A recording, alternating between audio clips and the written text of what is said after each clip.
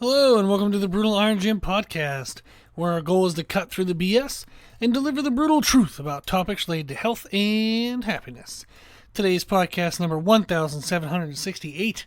The topic is Q&A, and the title is Carbs versus Fats for Workout Energy. So we're going to talk about that. We had a listener of the podcast reach out, and they showed a discussion they were having on I believe it was on Facebook, between a group that was discussing what energy source to use for training. I believe somebody reached out and said, hey, kind of low energy in training, what should I do? Some people said you should have some carbs. Then there was a camp that said, carbs are the worst choice ever. You should eat predominantly fats.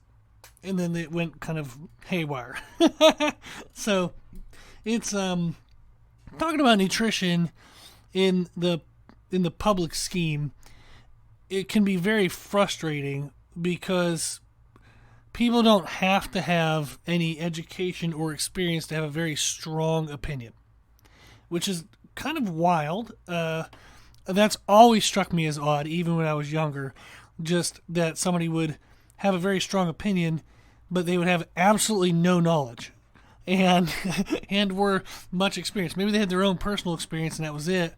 But people, man, they get bent out of shape when you start talking about nutrition and if it's counter to what they believe. So I never get into those arguments online. I think they're a waste of time. If somebody is going to argue for something that I believe is wrong, then if they're not open, if it's not a discussion, why in the hell am I going to waste my time? Because if they just want to prove that they're right, I'll just let them go. They will do what they believe is right. It won't work well long term. Then they're going to realize, oh shit, maybe I'm not right because nothing's going the way I want. And then all of a sudden they start asking for advice. And that's the switch over. There's no point in talking with somebody whenever they're defending their position.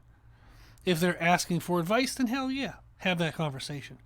But that is what kind of happened on this social media thread, was everybody was very defensive, and I just think that stuff is a waste of your life. So don't do that.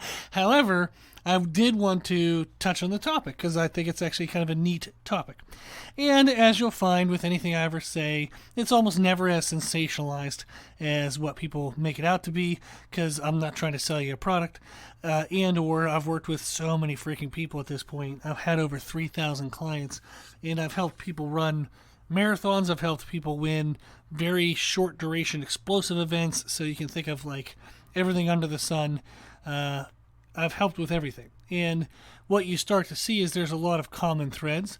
There are unique individual aspects and that can make things skewed if you're that individual and then you just believe your way is the right way. And then it's like, oh no, if you were to work with, a couple hundred more people, you'd realize you were the outlier and your belief actually isn't correct for most people. People just never work with enough people to realize where they fall in the spectrum of quote-unquote normalcy. For example, like with me getting to work with clients, I found that my recovery rate from weight training is slower than a lot of my clients, which is insanely frustrating because I love to train. I love to work out. But that's just, that's the way I was made. Can't do nothing about it, but I can work with it. So there are neat components, and as I've gotten to work with a lot of people over the years, I've gotten to see where I lie, get to see what tricks work with other people, and then make the most of what I have. I have made amazing progress in my lifetime in regards to gaining muscle mass and gaining strength. So I'm very happy with what I've been able to achieve. And that just comes again from working with so many people, seeing what works, finding the common threads, and then just using those and being consistent. So when we look at whether we should have carbs or fats for workout energy, first of all, they're both used. When you work out, your body does use fats and carbs for energy. So they both get used. You're not going to exclusively burn carbohydrates or exclusively burn fats. Now, if you have a diet that is exclusive in one or the other, then yes, you're going to get more of a skewed result there. But the body prefers to use a blend of both. There are differences, though, depending on the type of training you do.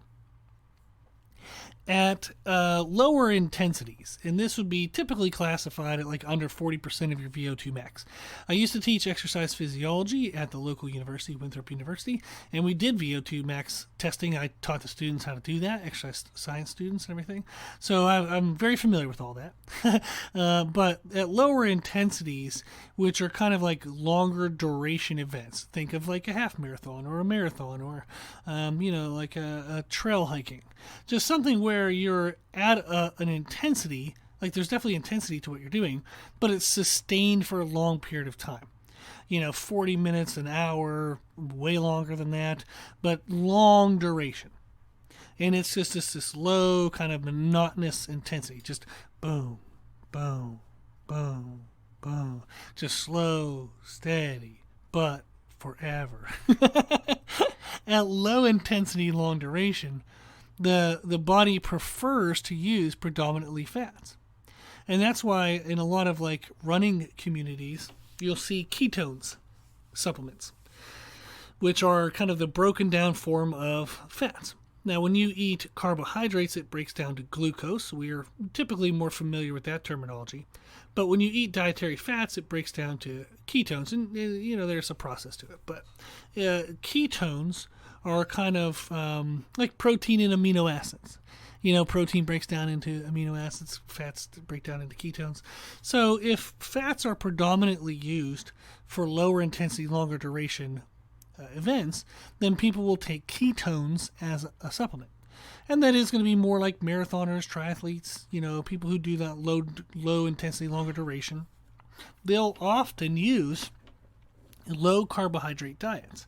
I've actually helped a lot of people who run marathons and long duration events who have trouble losing body fat.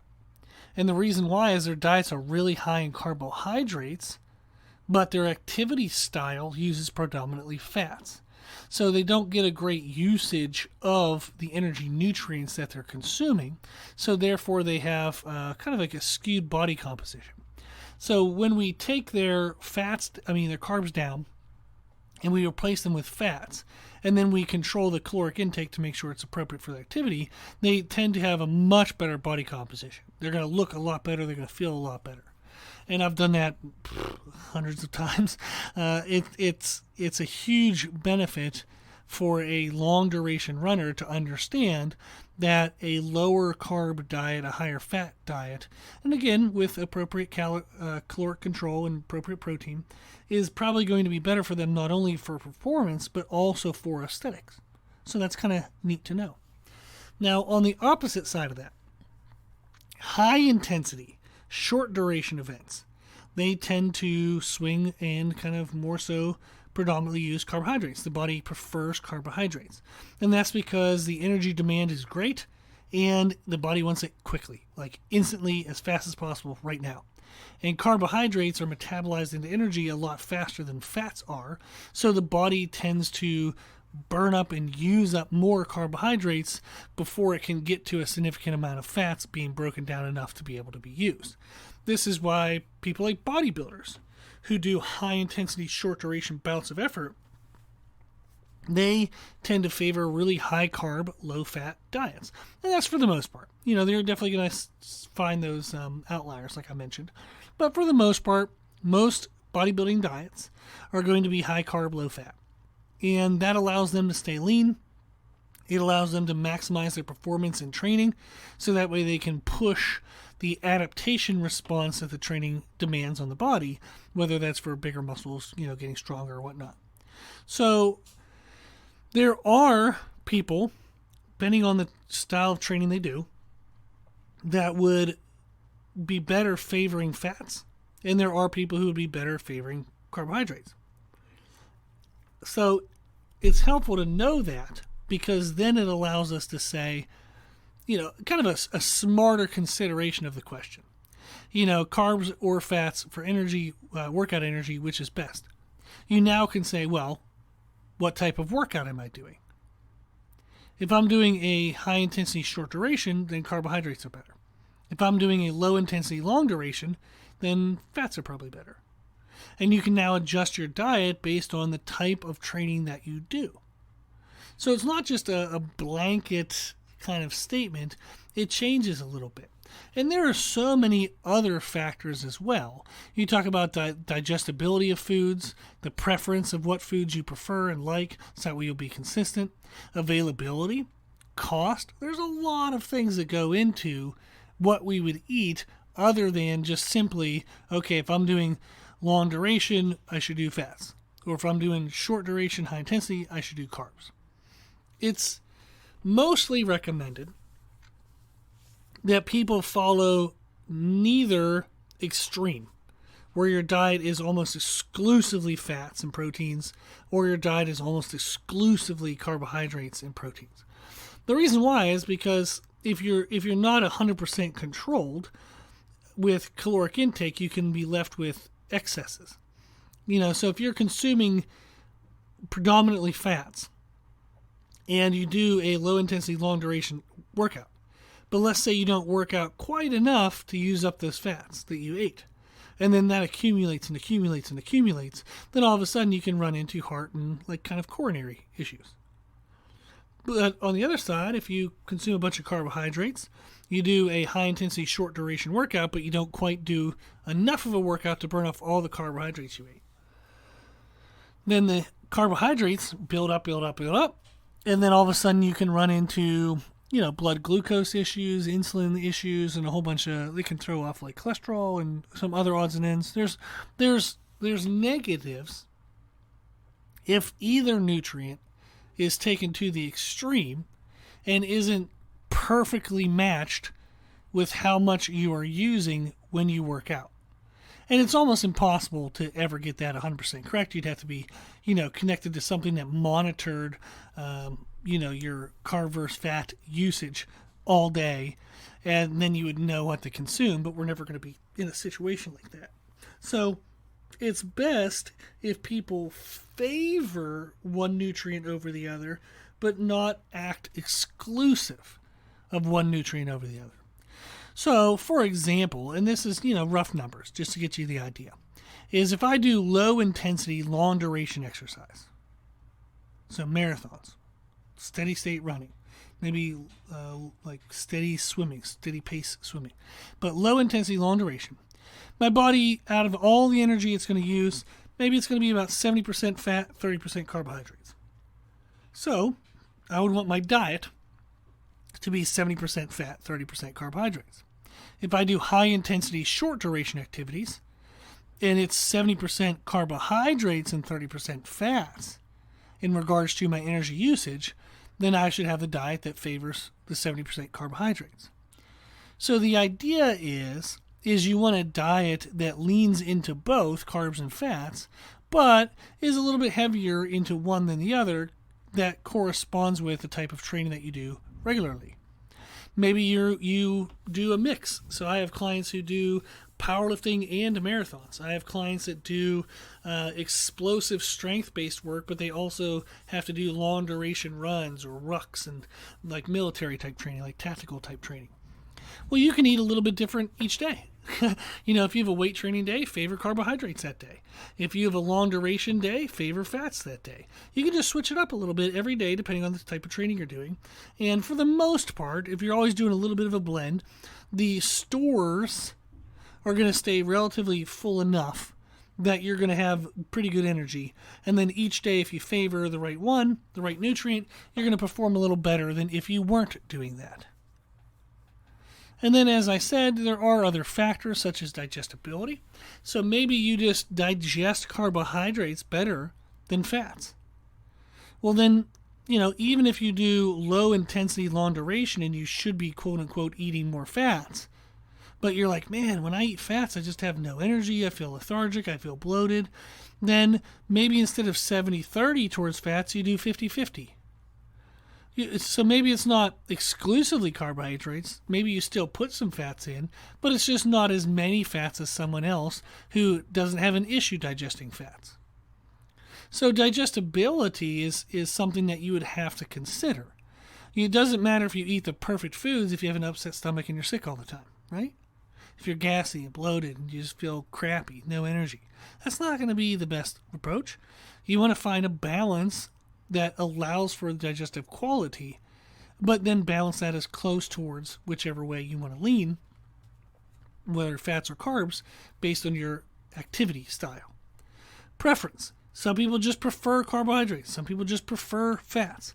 Again, it's more important that you're consistent with your diet, that you're eating the right amount of calories and protein, then carbs versus fats would matter. So if it's a matter of being able to be consistent because you get to eat what you want to eat, then find the blend that works best, that matches the activity style that you do, but also has the food preferences you enjoy, you can be consistent with. Availability. Maybe you're running late one day and you're like, crap, I know I'm supposed to have fats, but, this is available right now and it's carbohydrates. Well, then just eat the damn carbohydrates so that we have some calories and you have some energy.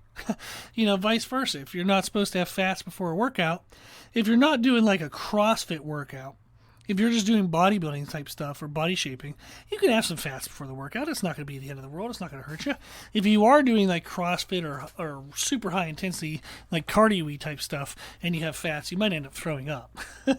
So there is a sensitivity to that that you don't want to necessarily just say, if all I have available is fats, I'm just going to eat fats.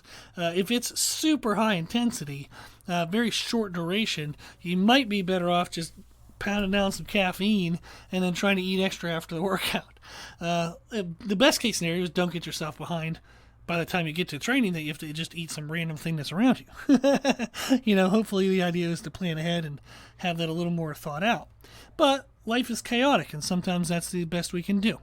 The fact that we are trying to get anything in before we work out is actually a great idea. So I understand that there's fluctuations of what's theoretically perfect versus what's just realistic. And then also cost. Some products that are like proteins and high-fat products, high-protein products can be more expensive than carbohydrates. So if you're trying to limit cost, it might be cheaper to go with very lean meats and carbohydrates.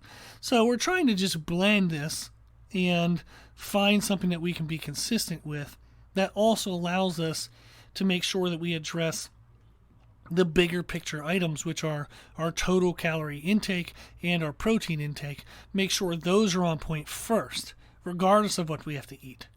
Then, of what we eat, can I favor more carbs and fats depending on the type of activity I do. So in general, favor the nutrient that matches your activity style, but allow for variance depending on individual factors. Okay. That is the answer. I said it was not sensational. It's not like, clickbait. It's not going to be amazing. No one's going to like that argument. But it's just reality. It's real life. That there is a preference of the body of carbs versus fats depending on the style of training you do. But at the same time, you have to find what works for you, what you can be consistent with, what you can afford, and what the hell is available, when you're trying to eat. So hopefully that was helpful. Gave you some idea of what to favor, what to do, but also the realistic realization that we're just all kind of trying our best. So if it's a little off here or there, oh well. Get your calories right, get your protein right. That's the most important thing. Cool. If you have any additional questions, if you need anything, just reach out. My email is brutalirongym@gmail.com. If you like the podcast, please share the podcast. If you like the podcast, please consider donating to support the podcast, which you can do on our website. And if you like the information we share in the podcast, you can find more from us on our social media channels. Find us and follow us on Instagram and YouTube under the name Brutal Iron Gym. As always, I hope this was helpful, and thank you for listening.